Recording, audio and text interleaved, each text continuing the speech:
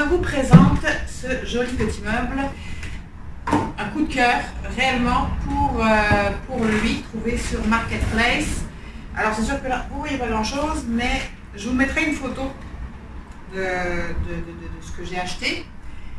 Et vous allez voir, ça m'a pris une journée complète pour le nettoyer. Puis quand je dis une journée complète, c'est vraiment une journée complète. Okay. Il était recouvert de peinture graphite, vous savez les peintures à la bombe là, qui font des petits boules là. C'était assez très intense, on va dire. Vous verrez sur la photo. Donc ça a été grattage. Alors j'ai d'abord gratté les petits picots avec ça. J'étais surprise, ça s'enlevait relativement bien. En tout cas, je pensais que ce serait quand même plus difficile que ça. Mais bon. Et ensuite poncer, alors 80, poncer à la sableuse ronde. 80, 150, 220 pour mettre le bois à nu. Alors je suis ravie, hein, c'était un peu la surprise de découvrir ce qu'il y aurait derrière. Donc il est vraiment très très beau. Et je pense que j'ai vraiment le goût de laisser le bois apparent. Alors c'est un meuble qui style un peu art déco. Je vais vous montrer, j'ai déjà scotché, je ne voulais pas vous... je sais pas si on va voir très bien, mais vous voyez, il y a deux portes avec un peu de peinture dorée dessus. Il y a des incrustations dans l'autre porte. Bref, c'est un petit meuble style art déco, vraiment très sympa. Je vous ai... c'est ça, je voulais pas vous embêter avec ma journée complète de ponçage, donc j'ai fait ça à cacher des caméras. Puis je ne savais pas trop ce que j'allais trouver en dessous. Donc je suis ravie, le bois est assez joli, suffisamment pour le laisser apparent, même si il reste on sent qu'il a vécu, mais moi c'est quelque chose que je trouve très sympa, que j'aime beaucoup dans les meubles que j'harmonise. C'est vraiment, l'idée c'est pas d'en faire quelque chose peut-être neuf, mais vraiment de garder un peu ce vécu, puis de voir comment ça peut passer au travers de tout ça. Alors voilà, l'intérieur, alors là aussi j'ai enlevé, mais ça je ne sais pas encore comment je vais faire. L'intérieur du petit tiroir qui était recouvert d'une sorte de feutrine, vous voyez, ça c'était collé, je ne suis pas capable d'enlever le fond de tiroir. Donc à moins de le briser puis de refaire un autre, qui ne me tente pas vraiment, je dois dire, mais il va falloir que je trouve un moyen de nettoyer ça. Probablement qu'il va être recouvert, quoi qu'il en soit, mais en tout cas. Donc voilà. Pour la suite des événements, alors, ce que je vous montre, les prochaines étapes. Je ne sais pas encore comment ça va se passer en caméra, si je vais laisser, mais en tout cas, je voulais vous présenter ça. Puis comme je vous l'ai déjà dit, j'ai un processus qui est très organique, donc c'est difficile pour moi de faire une vidéo pour vous dire on va faire ça, parce que à chaque étape du processus, je change d'idée, je change d'inspiration, bref. Mais j'ai ces deux choses-là que j'adore. Vraiment, j'avais acheté ça sur un coup de cœur bien avant d'avoir le meuble, et puis je trouve que ça va parfaitement avec. Donc ici, on a Antonia de Redesign, que je trouve absolument magnifique, et qui est très art déco pour moi, en tout cas. Un peu kitsch même, mais moi, c'est ce que j'aime. Alors, je vous avoue que ce petit meuble-là, je suis en déménagement. Et dans mon processus de déménagement, je vais, parce que je m'en vais vivre seule, donc seule, c'est-à-dire sans mes enfants qui sont maintenant de grands ados. Donc, je vais expérimenter la vie de célibataire sans enfants. Youhou! Ça a fait longtemps que ça n'est pas arrivé. Mais ça va me permettre d'aller à fond dans mon processus d'allègement, je voudrais vous dire, d'allègement de mes possessions, et surtout et avant tout, quelque chose que je souhaite faire depuis très longtemps. C'est un rêve que j'ai jamais pris le temps de réaliser, pas très compliqué, mais bon bref, c'est que chaque meuble, chaque objet qui va être dans mon intérieur sera non seulement de seconde main, usagé, récupération, upcyclé, et coup de cœur. Voilà. Donc, je vous avoue que je ne cherche pas à assortir les choses pour le moment, mais vraiment à chaque objet, j'ai vraiment envie de le choisir à son rythme. Donc je pars quasiment les mains vides de mon chez moi actuel. Et ce petit meuble-là, ben, j'ai vraiment... En tout cas, pour l'instant, je me dis qu'il est pour moi, mais peut-être que c'est pas la première fois que ça arrive. J'avais une Simone, la table ronde que mon fils m'avait trouvée dans la rue, que j'étais ravie de garder pour moi, puis finalement, je l'ai mis en ligne, et puis il a été acheté, on m'a demandé de le vendre. Donc ça m'a fait plaisir de la laisser partir. C'est une table ronde avec 2 chaises. Et puis ce qu'il faut savoir aussi, c'est que nous sommes au mois de mai 2021. Alors on vient d'apprendre aujourd'hui que le confinement allait être allégé. Mais cela dit, en pleine pandémie, eh bien, je n'ai pas visité le futur appartement. Et non, ça c'est une grande aventure aussi. Donc c'est très difficile pour moi. Alors je l'ai vu en vidéo. Mais j'ai de la misère à évaluer. Je sais que je vais être bien dans cet appartement, c'est clair pour moi. J'ai vu l'environnement, mais je n'ai pas vu l'intérieur de l'appartement. Ben, si je l'ai vu en vidéo, mais je ne l'ai pas vu en vrai. Et bref, tout ça pour dire que j'ai beaucoup de difficultés à évaluer et puis à imaginer, à ressentir les choses, comment ça va être dedans, l'espace qui est présent, etc. Donc, je suis encore à l'idée de me dire j'aime beaucoup ce meuble, c'est un coup de cœur, puis je vais me le garder pour moi. Cependant, cela dit, peut-être quand je vais arriver, ça va me dire non, ça ne marche pas du tout parce qu'il n'y a pas d'espace. Bref, donc, pour l'instant, voilà, c'est l'idée de base. Alors, et puis donc, je vous ai montré ça. Alors, le redesign, je pense très sincèrement, que je vais le mettre ici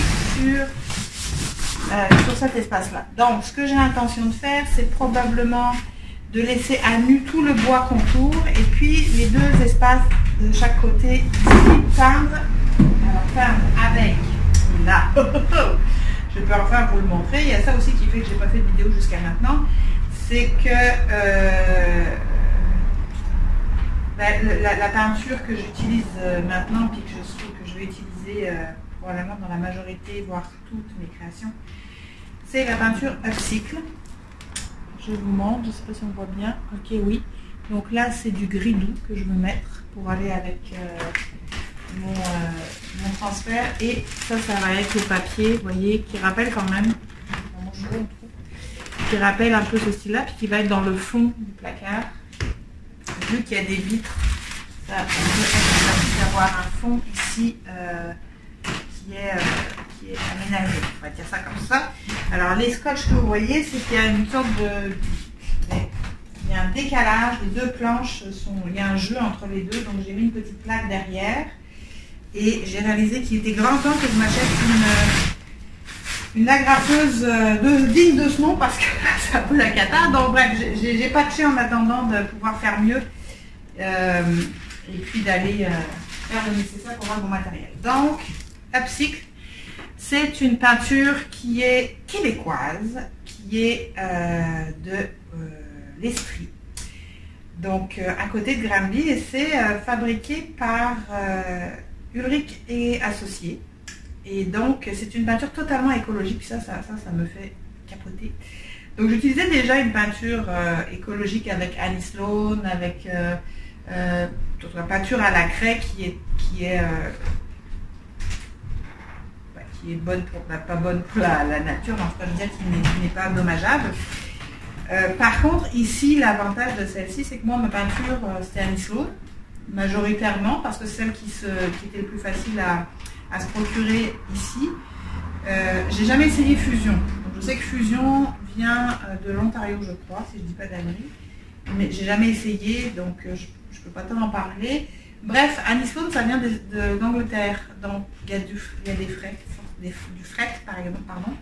Donc, là, j'accorde encore plus de bénéfices à ma vision upcycling et puis écologique, parce que là, c'est fait à côté de chez moi. Donc, j'en suis ravie et c'est vraiment une super peinture. Je l'ai utilisée. Mon premier projet complet, ça a été sur Antoinette, un buffet violet et bleu. un buffet ancien avec un petit miroir. Si vous voulez aller voir, vous pouvez regarder sur le site ou la page Facebook. Et j'ai vraiment adoré travailler avec cette peinture. Donc voilà, c'est mon nouvel ami. Et donc je vais partager avec vous mes expériences avec Pulsic. Donc je n'ai pas encore utilisé toutes les teintes de cette peinture-là, mais j'aime beaucoup cette texture. Elle ne se travaille pas de la même façon que la Shark Paint. Donc c'est aussi un apprentissage. Et donc voilà. Alors, ça va être pour la peinture, donc les parties ici, puis probablement les étagères, parce que j'ai beau gratter, je vous dirais qu'après une journée complète de ponçage, il y a encore des petites traces. Il a quand même vécu ce meuble, hein, donc il y a des traces de vécu qui sont... c'est un peu comme il y a des cicatrices qui sont sexy, il y en a d'autres qui le sont moins. C'est un petit peu... bon, c'est bizarre un peu comme comparaison, mais ce que je veux dire par là, c'est que certaines marques sont une jolie marque du temps, mais il y en a d'autres, comme ici, là, vous la verrez sûrement pas, mais on voit vraiment que c'est une trace, un grand coup, donc on voit que c'est abîmé. Fait que je vous avoue que ça ne me tente pas d'aller poncer l'intérieur du meuble avec une scie ronde et puis ne pas être capable de faire tous les endroits. Donc je pense que je vais aller avec la peinture pour les étagères, puis les montants ici. Laisser un peu de bois à l'intérieur encore et le fond va être donc habillé probablement avec ce joli papier. Pour le contour, je ne suis pas encore certaine, j'aime beaucoup le côté clair. Alors je suis allée voir un petit peu dans les meubles art déco. C'est beaucoup d'acajou, il y a des très clairs ou d'acajou un peu rouge. Ça me tente pas rouge. Et puis le côté vernis, je ne suis pas fan non plus, en tout cas pour cette pièce-là. Donc je vais la sortir, donc je vais vous la chercher et vous la montrer. Je pense que je vais aller avec de l'huile de lin cuite. Je vous montre. Alors c'est pas... c'est comme peut-être pas un produit très fabuleusement écolo. Je l'avoue, je ne sais pas encore. Et je vais vous montrer ce que ça donne sur... Là, je parle, je suis loin, je ne sais pas si vous m'entendez. Alors, je reviens. Tagadam. Enfin, c'est ça. Ça, c'est avec le verso, c'est une caisse à vin que je transformais en table. Mais voyez la jolie couleur dorée que ça fait. Ça, c'est une caisse à vin. Donc, une caisse à vin nature, là, comme le bois derrière, avec un bois beaucoup moins noble, on va dire ça comme ça. Mais j'aime bien cette peinture-là. Et puis, la particularité de l'huile de lin cuite,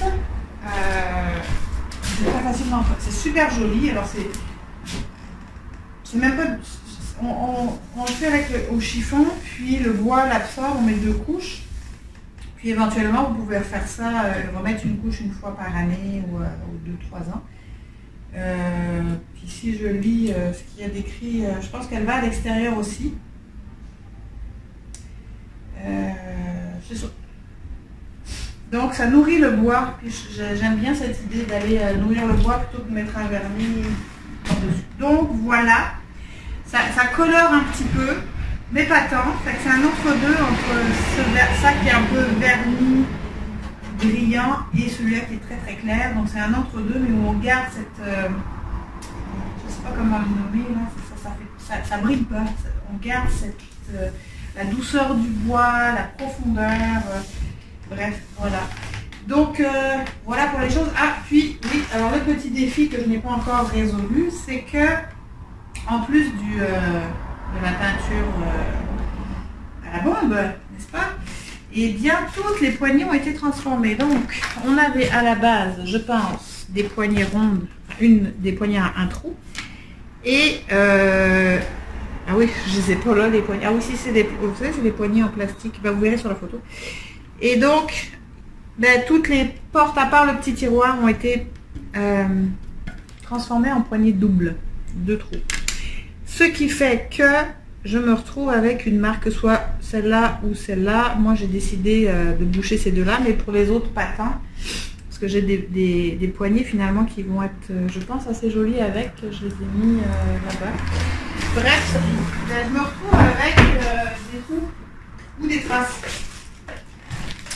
Donc vous voyez les poignées que j'ai dans mon spack. Elle ressemble à ça. Je trouve que ça va bien.